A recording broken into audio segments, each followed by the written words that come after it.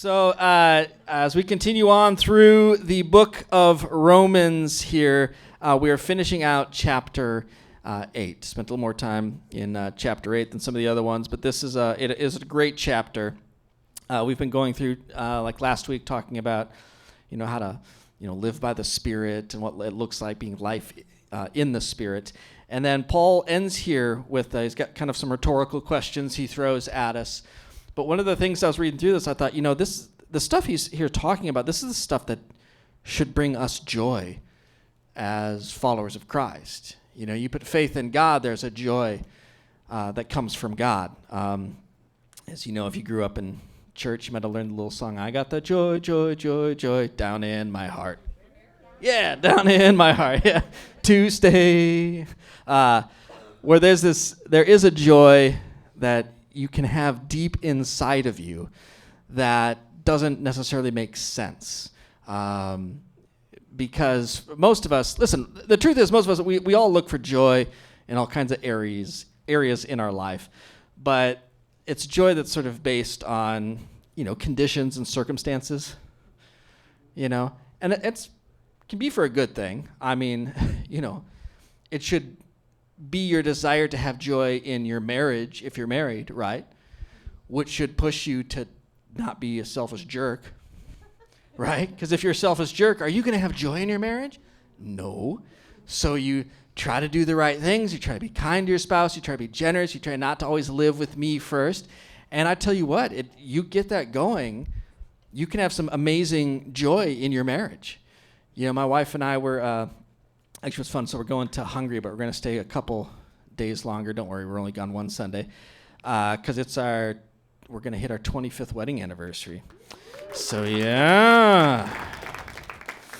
And as Kelly said before, that obviously means we were married when we were 5 years old. Thank you, Kelly. But the truth is, marriage can be just a wonderful, life-giving institution when you're doing it right. Right? I'm passionate about it. For those of you who don't know, by the way, when I go to Hungary, I speak on marriage. My father, Pastor Mark Gunger, who pastors Celebration Church in Green Bay, some time ago, the number keeps getting higher, and I hate saying it because it ages me so much, but it was a few years ago he started this, and probably another too long, too, that I started also going out and speaking as well. Of course, I had to be married long enough till anyone would listen to me talk about marriage, No one wants to listen to some guy who's been married for 3 years tell him about let me tell you, have a great marriage. It's like, get out of here, dude. Great marriage, You have no kids or whatever. Just like, yeah, just go on dates every night. It's so awesome. Be like, shut up. But you got to get in there and do a little life, right, and do it. So I started going out and doing that. So that's what I'm doing when I'm in Hungary is helping, because they don't have people that speak about marriage like in the way we do, and they're very conservative, faith-first country, and so they love hearing someone come in and talk about that over there. But it can be this absolutely amazing thing when you do it right and you find joy in it. But if you don't do it right, you're not getting joy, right? So we work to have that. Same thing with kids. You have kids. Kids can be a huge source of joy.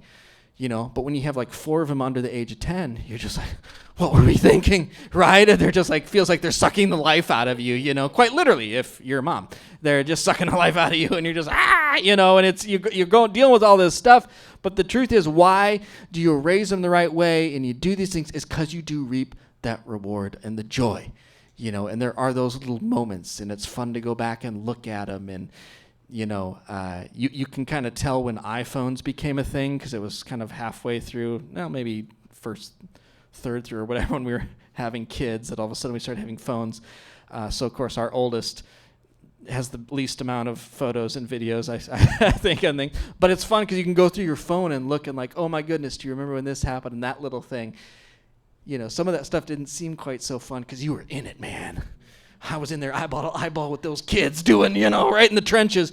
But, when you look back, you see the joy that they give you, and you get to see it as they grow up and they accomplish things, and But sometimes it doesn't always work out that way. And sometimes stuff happens and situations mess it. Now, again, we do the work to find the joy. We can find joy in those things, but none of that's guaranteed. You might find joy in your work. Or when you first started, you thought, this is great, I love this job. Fast forward 10 years, you're like, oh my goodness. Actually, I was meeting with a friend yesterday, and he was telling me he's going through, and he's like, when I talk about my job and I explain what it is I do, like, it makes me excited. Like, this sounds like something I should really enjoy doing. He's like, but I don't. Because I have to work with these other people, and they can't get anything right, and it drives them crazy, And it's funny, they keep trying to promote him, and he's like, I don't want to be promoted. I just want to do what I do, but everyone else has to do what they do first, to me. It's quite funny to listen to it, but I kind of laughed and said, that's very insightful, that hearing about his job, it sounds like I should love it, but sometimes when you're in it, it doesn't work out because our circumstances affect us. So it's good. Obviously, we want the best. We want to be able to find joy in those things. This is why God created relationships, and He invented marriage. He performed the first marriage, and He has us giving us kids, has us in doing work. This is all a part of His plan. But here on earth, we still have to deal with us and other people and our sinful nature and things and death and sin and decay and all this stuff, that He's going to make right someday. But until then, we have to go through this. So if the only place for your joy is based on circumstances, your joy depends on, sometimes I feel like a nut, sometimes I don't.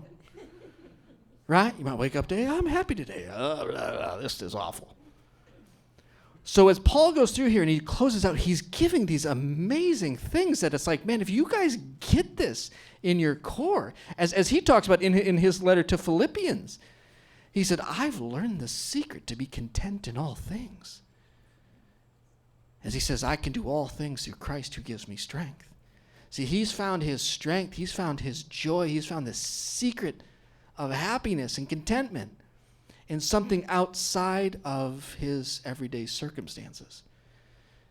And man, who doesn't want that, right? Because when things aren't going right, it's so annoying.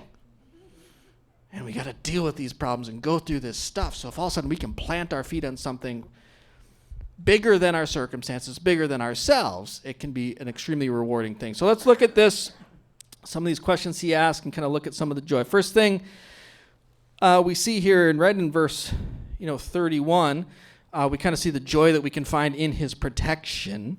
That the key thing there, he says, if God is for us, who can be against us?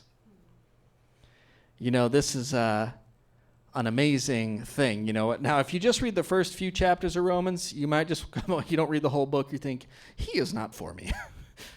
I am messed up. There's nothing I can seem to do right. And he is a just God, so there is no hope for me. But then when all of a sudden you read through and you start realizing everything he did and his grace and what God did by sending his son Jesus, what Jesus did by dying on the cross for our sins while we were still sinners, while we were still messed up, it starts to bring this hope in. And Paul kind of emphasizes, like, listen, if God is for you, who can be against you? Which is a very comforting thing. Because sometimes we go through things and we feel all alone and we feel like everyone is against us and we feel like it is hopeless. And your circumstance feels like there's no answer to this. I'm stuck. To be able to sit back and to say, but you know what? But if God is for me, who can be against me? And it can bring you some hope in there. It's like if you've had little kids, you know how they can sometimes maybe they'll have a bad dream or something. One of our kids did not like thunderstorms. They were jerks, unkind, and had experienced some scary weather before, and of course, when that happens and everyone gets nervous and they get more nervous, right? So every time even it would rain, there was about a year where the rain just they didn't like, because that can lead to thunder, which can lead to lightning, which can lead to tornadoes, which can lead to the end of everything. It was just kind of this ongoing. So if the thunderstorms, when they would come at night and it's, you'd hear the rain and the wind, all of a sudden we'd have, this like little 3-foot monster just staring at us, like you wake up and you're staring at your kids like they give you a heart attack. Goodness gracious. It's like, right? That's like an image from horror movies these days. Just seeing all them little kids sitting, you wake up and just, Mommy. So So they would want to get in bed and be with you, but it's of course like as soon as they get into bed, it's like, well, great, they're gonna sleep, but we're not gonna sleep, right? Because they'll be like, I think I'm gonna lay sideways today, do everything. And so my wife found some space in our bedroom and put a little day bed in there, and that was kind of the emergency use bed, for they come in there, great, you can sleep in here, over there. But what's amazing was the circumstance didn't change. Well, our kids, when they would come in and they were just near mom and dad, all of a sudden they could have rest and they could sleep. It was still lightning and thundering and doing all of that stuff, but all of a sudden when they're near mom and they're near dad, they can have that safety. These are the words. This is how you should take these words, as Paul's saying. When God is for us, who can be against us? Have you ever had, especially when you were younger, maybe an adult just getting started in life, you ever have like something pop up where you had like some major expense that was like $50, which seems so much at one point in your life, and you could call mom and dad? Or do you have anyone in your life you could call like that? I remember, so I was 20, I moved down to Tulsa, Oklahoma, and needed a car, so I went and found this used car lot. They had all these cars. Well, one of them they had was a little Mazda Miata, like a convertible. And I thought, I can actually drive a convertible down here in Oklahoma. In Wisconsin, that doesn't make a lot of sense. And so I was like, this is so cool. So I got this little thing, and it's like it started falling apart immediately. And one of the first things that died was the air conditioner. Now, I thought, because I bought it in like February, March, I thought, who cares? I have a convertible. I'll keep it down. Well, I had never experienced the heat in Oklahoma in the middle of summer when it's 114 degrees and it's like just feels like death in there. My first thought was, oh, well, it's okay because if I hit the highway and I start going, that wind will keep me cool. No, it's like having a hairdryer in your face and you're like having a tough time breathing. So I'm struggling. I'm showing up to work sopping wet from sweat. Right? Because you're just sitting there baking in the sun and oh my goodness. And so I take it into the dealer to find out a place to get it fixed, and how much it's going to cost. It was like $200 to fix the air conditioner. And I was like, it's impossible. I can't do this. I'm just stuck. What do I do? What stupid person am I that bought this? It seemed like such a genius car to buy at the time. Plus it was fun. And when you're 20 years old, hey, fun. And I called mom, and I'm just laying out my plight and just going through it. And she's like, well, don't worry about it. Like, I'll send you the money. That's like manna from heaven. And I was like, all of a sudden, peace came into my life. Right? Now I still had to wait for the money and to come in and do all that stuff, but it was like, oh, if mom is for me. Right? And you kind of get this little thought, and again, these are all just hopefully illustrations to help you understand this is how it should be with God. You might be in those situations, and you're going through things, and it can be scary, and it's like, again, because our joy and our feelings are so based on situation, right? Circumstance. That when we all of a sudden realize that there's something bigger than that we have this God who is for us, so what can be against us? All of a sudden you can start finding you have joy in circumstances where it doesn't seem like it makes sense for you to have joy in them. And some peace come in there. So he's going in and he's explaining this. Again, same thing with the who can be against us. It does not matter who comes against you. In other words, with you in God, you're more than a conqueror. That's the whole idea with that, right? Now, does that mean that your situation is going to immediately change? Probably not. Sometimes it does. Sometimes God steps in and just changes the situation, but sometimes, there it is right there. I felt a little bit of that cough. Sometimes he's just there with you going through the situation. Like as the psalm says, even though I walk through the valley of shadow and death, he is with me. Most of us would be like, even though I'm about to walk through there, God says, hey, take a left here and miss that, and so I don't have to go through that. But it's like, no, sometimes we still have to go through life. I can't avoid that. but he's there with us. So now you're not going through it on your own. You know, and that's tough to do. Because again, like I said, we're looking for joy in our situations. We want them to be the best. So when we get some bad news or something doesn't work, it's a kick in the gut, right? And so these are some good words to try and remember in there. We also find joy in the assurance of our justification, of our salvation. As he says in verses 33 through 34, he says, "Who will bring any charge against those whom God has chosen, if it is God who justifies?" In other words, it is his decision to justify us, to make us right, to give us his righteousness. And it says in there too that even Christ is there interceding on our behalf. So Jesus is next to God. He's praying for us. And this should bring joy as well, because it can get difficult. You know, and this can be a tough thing for us as Christians to understand too, because let's be honest, we often have weak hearts where we lose faith quickly. Maybe we try and get overly legalistic with things, and we can start to sort of view our salvation as though we're like in a class, like a school class. You know, something I was never that great at. But I still remember, and sometimes people still have this nightmare, you know, where you forgot to do a big project or something like that. So what would happen, kind of the way that I got through high school, fortunately my kids are much better than I am, I just didn't do any homework. But then I'd be like, that's okay because the tests wait a little bit more. So I'll try and do good on the test, right? And I was like, not a good plan. It wasn't great for me. Don't follow my advice in there. But I was always trying to figure out what was weighted correctly to see what could I do just enough to get past, you know? And there were some classes that I wasn't passing. And then I loved extra credit. Extra credit was awesome. Oh my goodness, I loved extra credit. So I was in a chemistry class. I couldn't tell you one thing from that chemistry class. And yet somehow I passed, which probably isn't a praise for our school system, especially the one I went through. But what I would do is I would find everything I could do for extra credit, and I would do it. And she loved my enthusiasm for that. So she'd usually give me, you know, plus she probably didn't want to see me again, so pass them, get them out of here. But, you know, I remember once in that class, one of the extra credit things was if you do a video talking about, you know, why we should recycle, you know.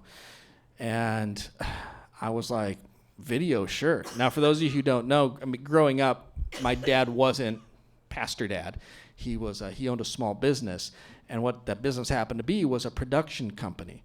So he did commercials and things like that. So I had access to all the video cameras, all the stuff. So I thought, of course I'll do this. So I got a couple of my buddies. We went to this office kind of setting, and it was this, you know, a coworker that wasn't throwing his trash in the right trash can. So the other coworkers beat him up. I was 15, 16, so come on, all right? This seemed genius at the time. And then what was funny is, actually, he's not here today, but he does come, him and his family come here. My buddy Matt, he was the one getting beat up. And so the final shot was the camera was going to push in on his head, and he was going to go up, and he was going, oh, it sucks when you don't recycle. And then the other guy was going to kick his head and kind of go out of the frame, right? The problem is my friend Matt is not a good actor. So the other guy's like, dude, I'm going to have to really kick you. Yeah, but right, if you've been around 15 or 16-year-old boys, this is like, yeah, absolutely, obviously, this is what we do, you know, and like they were excited to do it. Yeah, dude, kick me. The problem was he kept flinching. It sucks when you don't recycle. And I was like, no, you get kicked in the head. No, you can't flinch, man. About 40 takes later, we finally got a good one, you know, in there. So it was funny. But, you know, I would do all that work just so I could get a little extra credit. But the thing is, and I've been guilty of this too, sometimes we start to think that in that same way, like, where's my grade at? Am I passing? Am I failing? We think that our salvation is based on the same thing. And so, you know, you for example, you're in here, you're at church, and you have an awesome time of worship. You know, the Holy Spirit speaks to you through the message. You know, you get right with God. You're communing with Him. When you take communion, you have the Spirit. You walk out, and you feel like, I am getting 100% in this class right now. And then you jump into your car and you turn down there and some jerkhole cuts you off. And you start using the Lord's name as you just were, but in an entirely different way, right? And you're giving them single finger salutes and just rah, rah, rah, rah, and then all of a sudden it hits you and you think, I'm failing again, right? And I quick need to go back to church. You go, okay, now I go up and try and. But all that is a version that we're creating of salvation based off of self-righteousness. And he's saying, listen, God's already, you're following him. He's set the sentence. You have his righteousness. And it's not a thing where like you have it and then you get mad and yell at the dog, well, you lost it. Oh, you should have been faster. I think of that commercial when I got with the little dollar bill he's trying to go after it. That's kind of how salvation is. Oh, you almost had it. Oh, you almost had it. Oh, you had it, you lost it. You know, you feel close to God, but now you don't feel God today. Well, it's probably because he left, probably because you don't have salvation. And that hits us, and we carry this weight and stuff. And if you've ever come through that, or you've been, you know, we spent talking about this, you know, earlier in the chapter before. Sometimes you can throw in all this extra stuff on top of you. You got to look the right way. You got to do the right things, and then you start feeling like you can't be honest with anyone. So then, you know, this is when we as Christians become really good at becoming hypocrites, right? Because we try and make it look like everything's perfect on the outside. And I would never do that. And I would never. You let your kid play with Pokemon, you're going to hell. I would never do that. Look at that dress that woman's wearing. Oh, my goodness. And you get and you start feeling a certain way. But inside, it's all this weight, all this heaviness. And you're just trying to be good enough, trying to earn enough. Maybe I can earn enough extra credit and do everything and try to keep your grade up. But inside, you don't feel it, and you're just like, I'm feeling. And it's just this weight and this heaviness. But Paul starts this chapter by saying, there is therefore now no condemnation for those who are in Christ Jesus. He's repeating it basically again here. He's like, are you guys getting this? He's called you justified. He has. God has. Who can come against you and say otherwise? God kind of gets the final word, right? It's like mom in our house. You know, this is why I have learned as dad to say, what'd mom say? Why? Because she's the ultimate final choice on the most matters. If she says something, well, that's what it is, man. It sucks to be you, right? If God calls you justified, no one can come against you. So when you start feeling that thing, or feel like, you know, you had your salvation, you just lost it, that's you. That's the devil throwing that stuff in there. That's not God. Think of the freedom. He's saying, do you understand? Do you realize the joy you get from that? Of, yeah, you're on this. Yes, you're trying to live by the Spirit. You're not going to get it right all the time. That's okay. He's called you justified. He's given you his righteousness. He's called you that. Who can come against that? Who's going to argue with God? He's like, he's with me. God's for you. Who can be against you? You know, the next one he's got in here, we can find joy in God's unfailing love. And he says, who shall separate us from the love of Christ? Shall trouble or hardship or persecution or famine or nakedness or danger or sword, as it is written, for your sake we face death all day long. We are considered as sheep to be slaughtered. No, in all these things we are more than conquerors through him who loved us. He lists the trials. You might have troubles, hardship, persecution. You're going hungry, danger all around you. For these Christians back then, danger of the sword, if they were killing Christians. But he emphasized this to help us know that none of that stuff can separate you from the love of God. That through it all, he is there with you. Nothing can separate you from that love. When you get this and when you understand this, watch how it affects how you deal with stuff that you're going through. My mom, she fought cancer for 20 years, most of my adult life. And they came in, and the first time they told her, it's like, maybe you'll make it through the end of the year. And it hit them hard, but they just said, you know what? Even in death, you can't separate me from the love of Christ. And so, they'd freak out, they'd go through, but every time they come back to the doctor, they kind of seemed hopeful and still sort of joy. The doctor had to emphasize it a couple times. Do you know what I said? Yeah, no, we get it, dead. Yeah, not alive anymore. Oops, see you later. But they weren't responding like other people responded. Why? Because they were finding joy in something different than their situation. And God healed her from it. And then years later, you got this now. He'd heal her from that. It's completely gone. Yeah. But someday, that prayer doesn't get answered, right? We can't get out of this thing alive. And I remember I was there with her. My sister and I went with her the last time she had the scan, and it was everywhere. Her skeletal scan just looked like a Christmas tree with all kinds of stuff hanging on it. And the doctor again, she's just like, you know what this means, right? My mom, yep. I get it. Now, she didn't, how do I say this? I don't want to be mean, but sometimes some Christians, they will claim faith, but it's actually out of fear, kind of a Pollyanna kind of look, like I'm not seeing any of the bad. God will change the situation. God will do this. He'll do this. They won't even look at and think of the possibility that God's not going to do it, which isn't healthy. That's out of fear. True faith is when you say, absolutely, God can heal me. Even if he doesn't, it's not going to change the way I live. Not going to change the way I love him. What's the worst thing? I die and go to heaven? That's true faith. And that's how she approached it.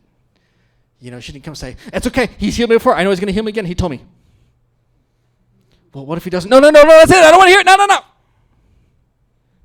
See, that's us hoping for our situation to go the way we want it to. What this is saying, it doesn't matter what your situation is. Nothing can separate you from the love of God. And to see her, she saw it, she'd get the tears, she'd get it. How'd she respond? She just continued who she was, loving God. Sad to say goodbye to us, but happy to be where she's going. And I looked at that, I was like, oh, man, just if I stub my toe, I feel like my world's ended. Right? And you see someone go through something serious, you're like, oh man, that's what I need. I need to keep that in my head. Phil, no matter what you're going through, nothing can separate you from the love of Christ. And you got to remember, the guy who's writing this, dude's been through some stuff. He's been beat up. They thought he was dead once, stoned. God kept bringing him to life. He may have been thinking, Lord, you sure you don't just want to take me home? He said as much before. He's like, but I know it's better that I'm here with you guys. But he's like, I'd kind of like to check out of this. He went through all of this stuff, but nothing, he understood, guys, nothing can separate you. You'll go through stuff. You'll go through tough times. Things will freak you out. He's not far away from you in that. Say, but I want my situation to be a certain way, because we all do. And he said, well, yeah, you pray for that. God says he will answer, and he wants to see the best friend. Listen, I saw him healing my mom. But even if not, you still have that joy. You can still have that peace of knowing, oh, it doesn't matter, because, oh, death, where is your sting? Even in the worst scenario. You get that on a deep level. Watch how it changes the way you go through things. Some people are looking at you and they're like, how is this not bothering you so much? You say, oh, I hate it. It bothers me a lot. Well, how are you able to go through? Well, because I believe in something a little bit bigger. My joy doesn't just come from that. Yeah, it bums me out. Yeah, it's tough. But I have a joy. I have a connection to something that's so much bigger than me and so much bigger than my circumstances. Thank you, God. And this is what Paul's saying. Do you guys get this? All the way into joy in the ultimate victory, for where he says, "For I am convinced neither death nor life nor anything else in all creation will be able to separate us from that love." In other words, he's saying at the end of this, we win. I've seen the script. Kind of like the Kansas City Chiefs and the refs. Throw that out there, some of you. The big conspiracy. They're making them win. But we see the script. We know what happens. We've been adopted as sons and daughters into the family of God. So the same way that Christ was raised from the dead, we will be raised from the dead. Same way he's with God, we will be with God. We have those things, which means that affects how we are here on earth a little bit, how we go through things. Not in a like, sucks to be you guys. I'm going to go see Jesus soon. See you later, which some people like to try to do. But it's the way we go through things. It's the way we help other people, the way we love other folks, the way we go through our lives. You go through some stuff, you're able to help other people go through stuff, right? And you can sympathize with them in a certain way. And ooh, that's really tough. I want to go help them. I want to love them. I want to bring God's love in there. I want to let them know God is here with you right now. And that's a beautiful thing to see. And this is, like I said, when I open up, what do I want to see for us here is continue to grow into God, to do everything we can. I want to do everything I can to help you guys succeed in this faith, but in a place where it's safe enough to know that we don't always get it right all the time. And sometimes we struggle. But if you're in a spot and you're carrying that weight, you're carrying those things, or it feels like just stuff's hitting you and you're not hearing the answers you want to hear with things and stuff is hard, you feel like God's far away, as we transition into our time of communion, as we go through this, maybe just take some time. Maybe as the band kind of plays as we hand out communion, maybe just take some time and just say, God, help me get this. Help me understand that you are here. Show yourself in my life. And that even though I'm going through some stuff that I don't find joy, I don't want to find just my joy from circumstances. I want to find my joy, my peace in you. And you watch that happen, and watch how it really starts to change you and affects you in a really beautiful way. Amen.